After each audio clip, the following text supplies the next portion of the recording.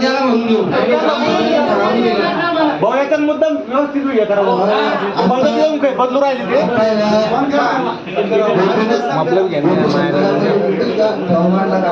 तुला राहायचं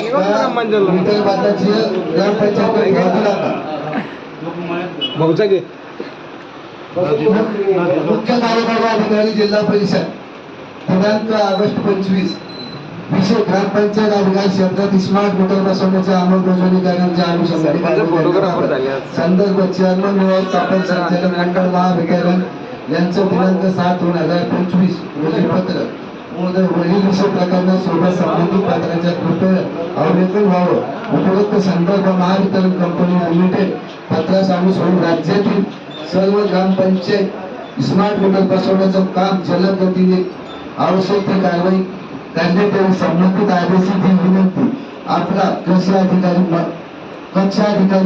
प्रशासन महाराष्ट्र शासनाला जिल्हा परिषद शिवला पत्र पाठवले का ग्रामपंचायतच्या काही अडचणी येत असेल मीटर बसायला.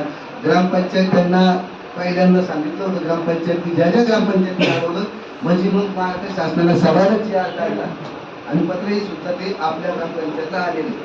त्याच्यामुळं जर तुम्ही कंझ्युमर त्या महावितरण कंपनीचे किंवा तुमच्या मनावरचा विषय तुम्हाला ते बसू द्यायचं नाही बसू द्यायचं. ग्रामपंचायतला असा कुठलाही ठराव दिलेला नाही असं तुम्ही सांगा. आम्ही ग्रामपंचायतच्या वतीनं कुठलाही ठराव दिलेला नाही पण शासनाचं पत्र आपल्याला आले नाही ते पत्र आपल्याला आहे.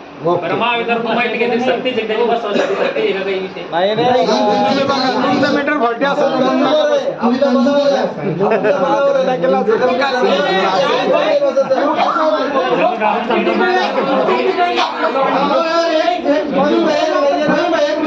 त्यांचा असं म्हणायचं येतोय कारण की महावितरणवाला ग्रामपंचायतच्या असून गव्हर्नमेंटच्या असून त्या नवीन स्मार्ट मीटरला सक्ती नाही.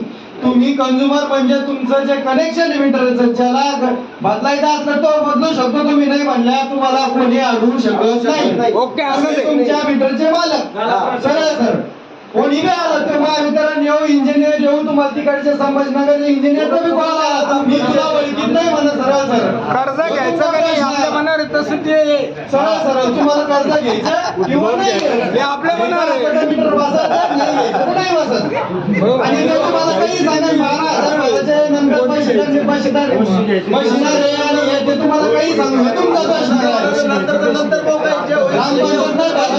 नाही ना पंचायत समितीने दिलेला नाही आणि अभियंताने दिलेला नाही याची सक्ती नाही.